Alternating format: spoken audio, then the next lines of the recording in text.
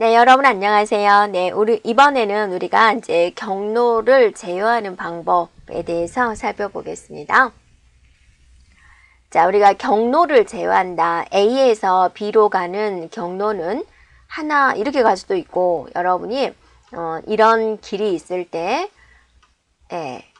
이 지점에서 여기까지 이제 여기가 할까요? 네, 여기까지 가는 방법. 네, 이렇게 가는 방법 있죠. 네, 이렇게 가는 방법 있죠. 네, 이렇게 해서 이렇게 가는 여러 가지 방법이 있겠죠. 여기가 만약에 이제 공사 중이다 라고 그러면 또 다른 우회 경로를 생각을 해야 되겠죠. 그래서 경로 제어다 라는 것은 이제 무슨 말이냐, 경로를 관리를 하는 거죠. 그래서 송수신 간의 전송 경로 중에서 최적의 경로를 설정하는 기능이다 라는 거죠.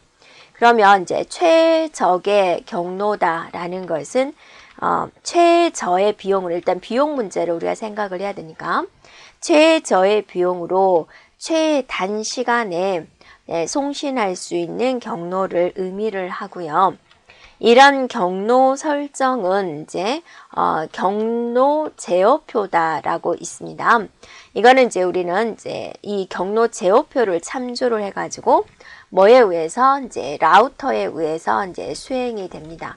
그래서 얘를 이제 뭐라고도 말을 하냐면 라우팅 테이블이다라고도 이야기를 합니다.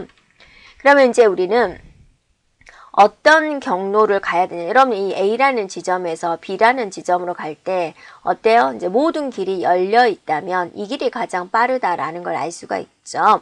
그래서 이걸 결정할 때 여러분 비용, 시간, 또 거리 그런 것들을 모두 생각을 하겠죠. 그래서 경로를 여러분이 결정을 할 때, 경로를 설정을 할 때 어떤 것들을 감안을 해야 되냐라는 거죠. 네, 성능 기준, 또 경로의 결정 시간, 그다음에 장소, 그다음에 어디서 출발할 건지, 정보 발생지, 그다음에 경로 정보의 갱신 시간.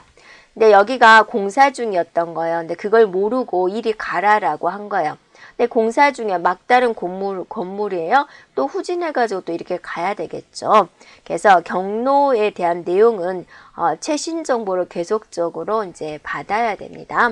예, 그래서 정보가 갱신되는 그런 시간, 이런 것들을 이제 봐가지고 어떤 경로로 가면 좋겠다라는 걸 이제 결정을 한다라는 거죠. 그래서 이제 경로 설정 프로토콜이 있습니다. 프로토콜. 네. 그래서 효율적인 경로 제어를 위해서 네트워크 정보를 생성하고 또 서로 이제 정보를 교환을 하고 그거를 제어하는 프로토콜을 말을 하는데요. 자, 이거는 여러분이 기억을 하세요. 종종 나오고 있습니다. 먼저 IGP가 있습니다. IGP다라는 것은 이제 여기 다시 두 가지로 나누어지는데 RIP라는 것과 OSPF다 이렇게 나누어지게 됩니다. RIP가 이제 널리 알려져 있는 라우팅 프로토콜이고요. 규모가 그렇게 크지 않은 네트워크에서 이제 효율적인 방법이고 최대 홉수를 15로 제한합니다. 홉수다라는 것은 A에서 B로 갈 때 거쳐가는 거예요. 여기를 전달되는 과정에서 이게 거쳐가는 네트워크 수라고 하면 돼요. 얘는 세 군데를 거쳐간다. 그러면 최 홉수가 3이다. 이렇게 하면 되죠. 네 군데를 거쳐간다. 그럼 홉수는 4다. 이렇게 한다라는 거죠. 그러니까 여러분이 A라는 전철역에서 B라는 전철역으로 갈 때 갈아타는 곳이라고 생각해도 돼요. 이렇게. 그래서 이 갈아타는 것을 최대 15로 제한을 하고 있습니다. 그 다음에 어디가 공사 중인지 빨리빨리 알아야 되겠죠. 그래서 30초마다 네트워크에게 이제 모든 네트워크에게 이런 라우팅 정보를 알리게 됩니다. 그리고 이제 180초 이내에 새로운 라우팅 정보가 수신되지 않으면 여기는 뭔가 이상하구나라고 느낀다라는 거죠. 그래서 이제 조직에서 이제 보초를 쓰죠. 10분마다 보고해라는 건데 얘가 이제 10분이 돼도 보고를 안 하면 여기에 뭐가 문제가 있구나. 너 여기 가봐. 그런 식으로 이야기를 하죠. 자, 그렇게 한번 이해를 해주면 될 것 같아요. 그래서 최대 홉수가 오고 30초마다 갱신을 하기 때문에 홉수가 많다면 30초마다 정보를 보내줘야 되는 이제 라우터가 너무 많아지는 거죠. 그래서 굉장히 버겁겠죠. 그래서 RIP는 이제 소규모에서 사용이 되고요. 그러면 대규모에서도 사용되는 게 있어야 되겠죠. 그게 바로 뭐냐면 이제 OSPF가 됩니다. 이거는 이제 대규모 네트워크에서 발생이 되고요. 얘는 새로운 정보를 어쩔 때 알리냐면 얘는 무조건 시간마다 업데이트해서 알려주는데 얘는 이제 변화 생길 때만 어떤 라우터에 변화가 생기면 그 변화된 내용을 모든 라우터에게 알린다라는 겁니다. 자, 그리고 또 뭐가 있냐면 EGP라고 이제 별도로 있습니다. 그래서 여러분은 이거를 가장 잘 알고 있으면 되고요. EGP, BGP는 있다는 것만 보면 되겠습니다. 자, EGP는 이제 게이트웨이 간의 라우팅에 사용되는 프로토콜이요. 게이트웨이다라는 것은 뭐였어요? 자, 우리한테 넘어오는 IP 주소가 하나예요. 그 IP 주소를 받아서 자, 이걸 받아서 우리 교실에 있는 데서 이렇게 사용이 되죠. 그러면 우리 교실에서는 이게 어때요? 선 하나가 여러 대로 이렇게 나누어지는 거죠. 전략을 하기 위해서 그런 거죠. 네. 그래서 이 라우터를 통해서 인터넷으로 나가는 이 문 내부에서 외부로 나가는 이 통로, 이거를 우리는 게이트웨이라 그럽니다. 오케이. 자, 이쪽에서도 뭔가 게이트웨이가 있겠죠? 그래서 게이트웨이와 게이트웨이 간의 라우팅에 사용되는 프로토콜이 EGP가 되고요. BGP가 있는데 이제 EGP를 사용하다 보니까 뭔가 좀 불편한 점이 있어요. 그래서 EGP에 대한 단점을 보완하기 위해서 만들어졌고요. 초창기 때 BGP 라우터는 연결될 때 전체 경로 제어표를 교환을 했지만 이후에 이제 장비가 이제 변화되면서 변화된 정보만 교환하게 됩니다. 자, 이렇게 경로 설정 프로토콜에 대해서 이제 알아봤고요. 자, 경로를 설정하는 이제 방법이 돼요. 경로를 설정하는 방식에 대해서 보면은 첫 번째 고정 경로 제어가 있고 적응 경로 제어가 있고 범람 경로 제어가 있고 임의 경로 제어 이렇게 있습니다. 고정 경로 제어는 이제 뭐냐면 네트워크 모든 쌍에 대해서 경로를 미리 정해놔요. 넌 이리로만 가야 돼. 넌 이리로만 가야 돼. 이렇게 미리 정해놓은 방식이고요.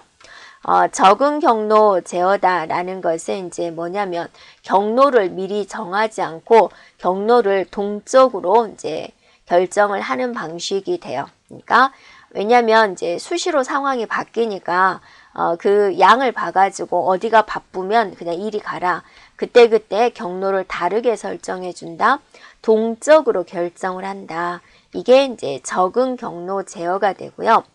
범람 경로 제어다라는 것은 뭐냐면 네트워크 정보를 요구하지 않고 그냥 모든 경로로 패킷을 전송하는 방식이 되고요. 자, 임의 경로 제어는 뭐냐면 인접하는 그 인접된 교환기 중에서 그냥 하나를 임의로 선택을 해요. 맘대로 임의로 그냥 알아서 선택을 해서 전송하는 방식이 있습니다. 이렇게요. 자, 그 다음에 이제 또 제어하는 기법 중에 트래픽 제어 기법이 있습니다. 자, 이거는 무엇이냐면 이제 효율적인 전송을 위해서 통신되는 양을 조절하는 것을 말을 합니다. 이렇게요. 그래서 양을 조절하면 여러분 이렇게 생각해 보세요. A에서 B로 가는데 여기가 뭐냐면 흔들다리예요. 이렇게 산이 있는 흔들다리예요. 그죠? 여기 다리인데 만약 갑자기 10,000명이 올라간다. 그러면 이 다리가 어때요? 부서질 위험이 있는 거죠. 그래서 제어를 하죠. 한번 건너 여기에 있는 사람은 100명이어야 됩니다. 그러면 이제 100명이고 이제 건너가면 그 다음에 건너가는 그렇게 양을 조절한다 그거죠. 이렇게요. 네. 그래서 이 양을 제어하는 기법에 흐름 제어 기법이 있고 그 다음에 혼합 제어 기법이 있고 네. 그 다음에 교착 상태 방지 기법, 제어하는 기법 중에 네, 이런 기법들이 있다라는 거죠. 흐름 제어다라는 것은 이제 네트워크 내에 원활한 흐름을 위해서 패킷의 양, 그다음 패킷이 흘러가는 속도 이런 것들을 이제 제어하는 방식입니다. 그러면 이제 어떻게 제어를 하느냐? 제어 방식은 정지 대기 방식, 그 다음에 이제 슬라이딩 윈도우 방식 이렇게 있습니다. 자, 두 개의 용어는 다 앞에서 나왔고요. 정지 대기 방식은 하나 보내고 저기서 오케이 신호 오케이 나올 때까지 나는 뭐예요? 기다리는 거죠. 또 보내고 저쪽에서 오케이 신호 받을 때까지 또 나는 기다리는 거죠. 네. 그게 정지 대기. 그죠? 네. 그 다음에 슬라이딩 윈도우 방식은 얘는 무조건 한 개 보내는데 얘는 연속해서 보내는 거죠. 한 개 받을 때마다 오케이 신호를 기다리지 않고 3개, 예를 들어 3개를 한꺼번에 상대방한테 보낸다라는 거죠. 한 번 보낼 수 있는 양은 상대방과 약속을 하게 됩니다. 자, 이게 슬라이딩 윈도우 방식이다라는 거고요. 혼합 제어 방식이다라는 것은 이제 패킷의 수를 조절해 가지고 오버플로우를 방지하는 기법이고 교착 상태 방지다라는 건데 우리가 이제 교착 상태라는 것은 무엇이에요? 네, 무한정 기다리는 거죠. 무한정 계속 기다리는 거죠. 이렇게요. 그래서 교환기 내에 패킷들이 축적이 다 되어 있어요. 더 이상 들어올 패킷이 없어요. 그럼 이제 패킷은 어째야 돼요? 대기를 해줘야 되겠죠. 대기해서 기다리는 거예요. 또 다른 패킷 기다리고 이런 식으로 기다리고 마냥 기다리고만 있는 거예요. 이걸 이제 교착 상태다라고 합니다. 자, 이걸 해결하는 방법은 뭐냐?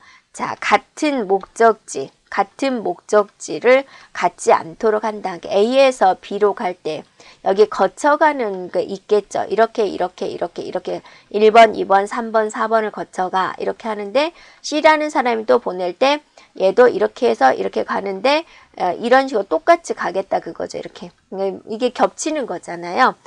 이렇게 같은 목적지를 갖지 않도록 이제 할당을 하겠다라는 거고요. 자, 교착 상태가 만약에 발생을 했다. 그러면 교착 상태를 일으킨 단말기를 선택을 해가지고 그 속에 있는 버퍼를 제거하는 겁니다. 꽉 차 있는 것을 제거를 합니다. 그러면 다른 패킷이 들어올 수가 있겠죠. 네, 그렇게 처리를 한다라는 겁니다. 자, 이렇게 경로 제어와 트래픽 제어에 대해서 살펴보았습니다.